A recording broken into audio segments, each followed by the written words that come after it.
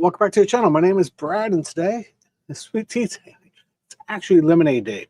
We're going to drink a little lemonade, and we're always going to say none of this is financial advice or any other advice. It's just Brad out on the internet, and I hope you enjoyed today's episode because we are going to look at a bunch of different slides and talk about the economy and where things may or may not be going. And I'm going to just lean back, sit back, and wait for somebody to actually type into the chat. But nobody's there. But we're just going to go ahead and throw this up. Chat GPT has been banned in a bunch of different countries. Looky there. Don't know what to tell you about that. And the global attitudes towards AI. And you can see that not everybody is very positive about AI because they know that they may or may not be losing their jobs. That is important to all of us. So thank you for the chat and letting me be there, and you can actually hear me. So chip makers, we always knew NVIDIA was leading the way, $130 billion, right? But now you can see where everybody else is in revenue growth. That's where NVIDIA is leading the way. And 5-year stock return. That's where Intel has really been lagging. I know President Trump had a whole conversation with the CEO, but we'll see, too big to fail. And I got the same opinion just about U.S. total economy. We're just too big to fail. We start seeing a 20% dip. The U.S. government is just going to come in and bail us out and print more cash, and we'll just have to deal with the inflation later. That's just my personal opinion. Shrinking jobs. Postal clerks. I don't even know why we have the Postal Service almost. Well, I do, but anyway, Postal Service is definitely going down, and I should have bought Forever stamps way back in the day. I think they were like 13 cents. You can definitely tell you could have bought stamps and then resold them, and that could have been an investment. That's pretty bad. That's pretty bad. Computer clusters. I did not know X was leading that way, but you can see where Meta and Microsoft and OpenAI is actually at, and we'll see how it goes because that is something I'm investing in is AI. Somebody just said, what's this? Hey, Brad, I picked up the RV a month ago, and I will be retiring in October. Can't wait until we hit the road. Hopefully in October, you're going to Quartzsite, Arizona, or Palm Springs, right? Just throw it out because you don't want to be going north, definitely in the wintertime. So I've told my daughter this more than once. Starbucks and a latte. If you would have invested that money in a high yield savings account, you could have had $2,000, $2,100. S&P 500, $2,600. NVIDIA, $5,600. And if you put it in Palantir, you would have had $9,200 instead of buying that latte.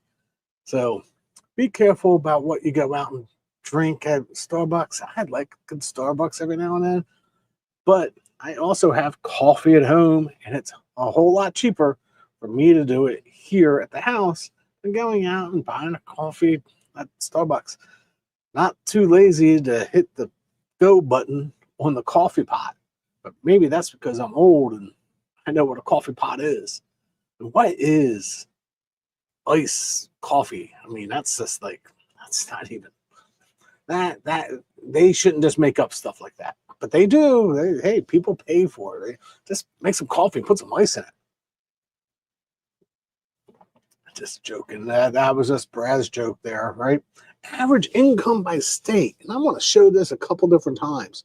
I looked at that average income by state and said, man, that is probably a single person, because I look at some of these states and say, you're making $86,000 in the state of California, and you wonder why. It takes two people to live on a salary of $86,000 out in California. Just throw it out. You're not going to live in California on a salary of 86,000 unless you're living under a bridge in a box.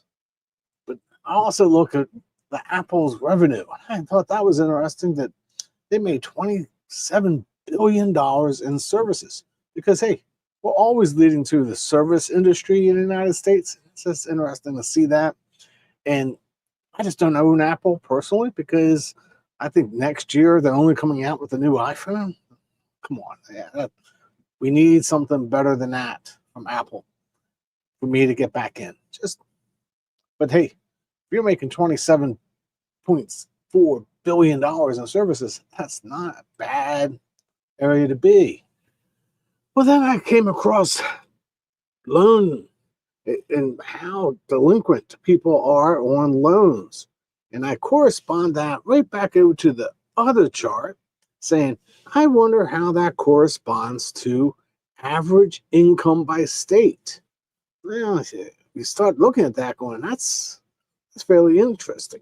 So the states that have the lowest income also appear to have loan problems. Well, always wondered about that. And, hey, there's a little bit for you to understand that, hey, if you have a shovel and a big shovel, meaning your salary, you can pay for those loans. But do not go into a whole lot of loans. I'm a Dave Ramsey fan on that one. Besides your house and maybe a car, even a car, shouldn't even have a car payment. I don't even have a car payment. No car payments. That leaves you poor, right? I think the better one is you can put some money in some income funds and pay for that car instead of paying cash for that car. Save up to pay cash for the car, put it in some income funds and let them pay for that car. That's probably a better deal than paying for a car. That's just crazy. Then I looked at healthcare insurance, and this is a good one. And I'm going to share something with you today. Again, I looked at average income by state and looked at the percentages and said, oh, that's okay. I kind of get that where they make less income, it is a bigger cost. They just need to raise the income. Look at Alabama, Louisiana, Mississippi, 10%. That's craziness. That's just craziness. That's just personal opinion. Of course, you got New York, and they make a big income, and they're still paying 10%. But I'm going to go ahead and talk about this. So, Brad, if you've been following me along and understand where I came from, I'm just going to go like this real quick. So, Brad is ex-military. I didn't know if you knew that or not. So, one thing they told me getting out, and this is 30 years ago. I've been married for 30 years. Got out of the service a couple weeks before I got married. They told me, go to the VA and file a claim for every single thing that you ever went to sick call for. If you don't know, you just didn't get to go to the doctor when you felt sick. You had to get up in the morning and go to formation and go to sick call. So I go file that claim 3 days after I get out of the military, but never followed up on it, ever.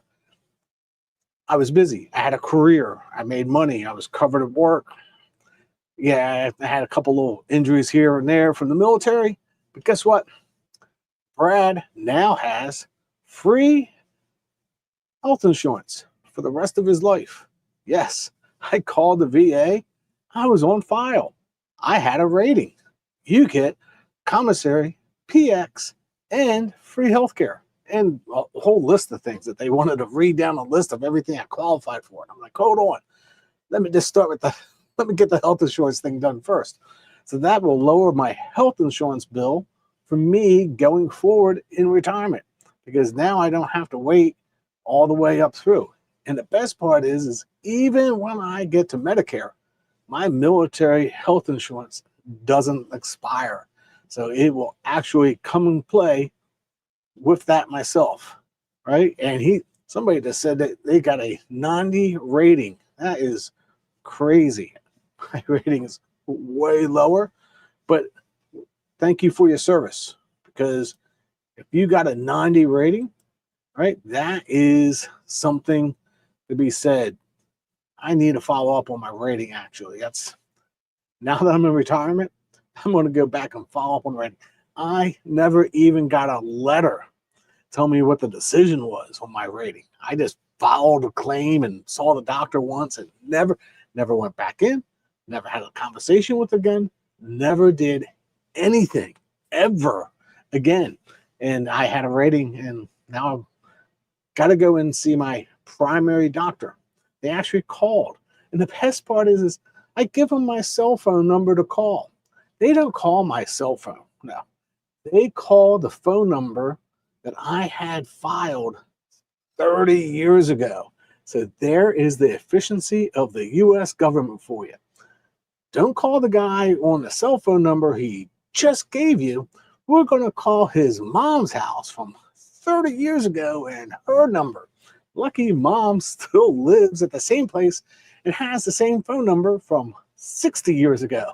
So she got the message, so she gave it to me so I can go ahead and get in contact with my primary care at the VA and get that moving forward, because that's, again, important to all of us, at least for me, because it lowers my healthcare insurance, right? So that's where I looked at healthcare. I still have to pay for healthcare for my wife, but that's besides the point. Lowering your expenses in retirement actually is a big deal, because that's, for me, $350 a month. I don't have to pay for my health insurance, but I still have hers. But we're just going to move on from that. So if you're ex-military, it is a benefit to make sure that you apply as soon as possible for anything you went to sick call for. Any blisters on your feet. I don't know how you're going to play it, but everything that I ever had, that's what they told me to do. I mean, that's what I did, and somehow I got a rating for it. There you go. Right? Because they realized, hey, some of this stuff was already in my medical file. You can't deny it didn't happen during my service, because literally it's in my medical file. But you never went to sick call. But hey, one thing that I'm getting more and more invested in, especially with now that NEOS has come out with it, is gold and gold returns. And you can see what the gold returns have been. And I sat there and I said, oh, wait a second. We had some bad years with gold. And I looked at that and said, if I'm making my 12% on my cost, and I started doing the math and said, I'm just fine. Because still, the 8%, we invest 4 when the market goes down. If it goes down, I'm just fine. Another one is to say the copper gap. I've heard about the copper gap. I saw a chart on the copper gap that we have a gap on the amount of copper that we need compared to the amount of copper that's available to us. We're having to import that copper. So that's probably why you're seeing copper prices go up. But then there's no actual income funds on copper. So that is something that I'm sitting there going like this. Hey, there's not an income fund on it. What can I do? Right? The other one I look at is real estate ownership gap by generation. And what caught my eye on this is millennials own less than 2/3 of the real estate pie boomers held at the exact same age. Think about that. They're falling behind. Definitely falling behind on that. Right? So that is interesting how the generation gaps, because my daughter's coming up to the age and she doesn't have a house yet, but by the time she was my age for the first house, she'll probably have a house. And that's the first step of being a father, always making sure that your kids are moving forward and doing the right thing. Now, silver. There is no silver funds yet. Absolutely no silver funds. They're one by Curve applied for, but we'll see how that actually works. We'll see if that one comes out. But there's clearly, I'm playing options on silver. SLV, they have option chain 3 days a week. I bought a little 100 shares and I have puts, and I'm doing just fine. I'm doing about 20% is what I'm doing on that. So I'm actually able to trade that myself in my IRA. Just said, hey, I'll buy some silver, put some puts on it, see how that actually works, and we'll see how that actually works in the future, right? And I am not going to get into mining. No mining. This whole mining thing, forget about that. There's cost of mining, and that's something that we just get into. The cost of mining goes up because diesel goes up. Diesel goes up, they make less profits. It's just never. Anytime they say mining, I just cringe because there's always another cost on the other side of mining other than the raw material. So that's why I want to stay away from mining. Personal opinion, but there's definitely a gap in silver, and that there's been a gap in silver for a couple of years now, and that's why I'm playing silver. I think it's going to go up $40 an ounce. I do believe is what the projection is. My video I put about silver, it was right around 31. So you can just sit there and wonder it. I think 34.50 the other day was what SLV was selling for. So there you have it. My first call was at 31. It's 10% from when I first did my video. And I'm going to go ahead and there's one here. I watched your video on NEOS portfolios. That would be putting a whole lot of trust in the NEOS folks. We're going to talk about that at the end of the video because that's important because somebody said something about that. And I'm just going to go ahead and clarify a couple things that I think people are missing about ETFs and ETFs in general, because somebody made something very similar comment to that in my community group. And when they made it, I'm like, wait a second, that's not even how an ETF actually operates. But we're just going to go ahead and do a couple more slides on silver. If you don't know, silver is going to be used in AI, and we're going to have AI high energy demands. So we're going to continue to see silver demand go up. All right, now we're going to go ahead and address that one. We're going to bring that one back up. So if you don't know, an ETF, so the NEOS folks don't hold your money. There is no holding of your money by the NEOS folks. I don't know if you knew that or not. US Bank holds your money. It's in a trust. What actually the problem is got to make sure that they're doing the trades correctly. That's why I watch the trades, and that's why I do videos on the trades. And I actually have it like programmed in TradingView and seeing exactly where their trades are. So NEOS does not hold your money. T-SPY, I like SPY. SPY doesn't hold my money. As a matter of fact, it's kind of funny. US Bank also holds that money in a trust. And then somebody said the other day about something about SPY. And I said, wait a second. You know, SPY doesn't do the options trading. What do you mean? Yeah, he's the fund manager. He doesn't do the options trading. He hires out Total Capital. Who else hires out Total Capital to do the actual trades? That's right, Rex Shares.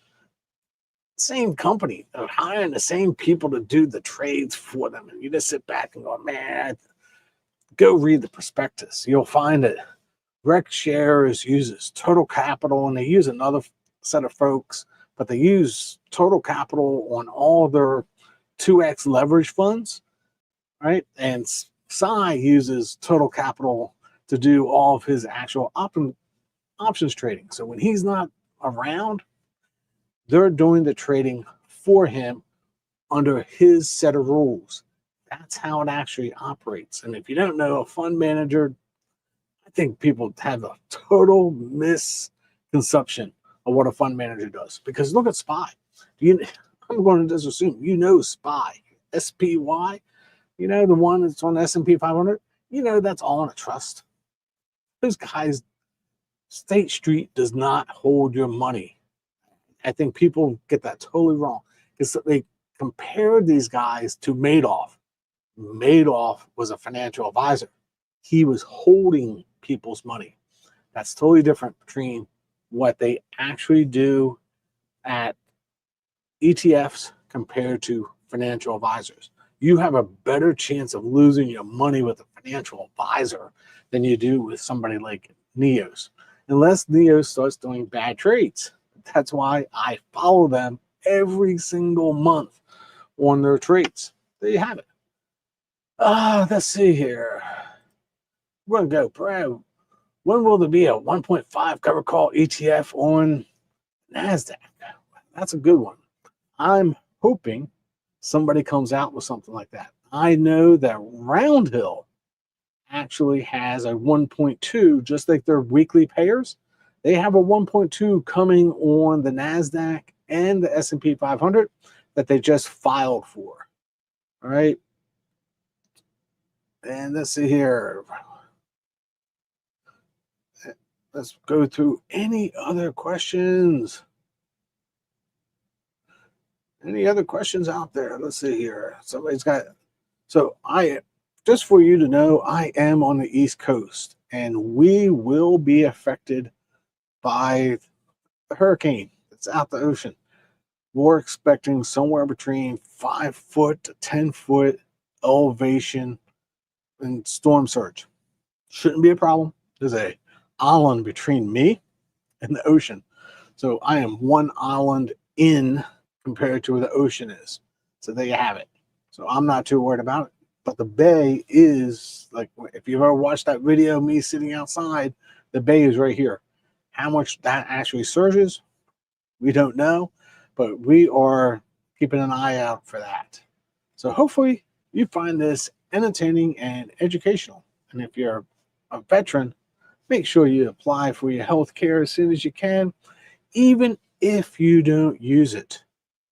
Just make sure that you do the paperwork when you have the opportunity, just in case you do retire early and you qualify for health care. It's nice to have in your back pocket. So until next time, God bless.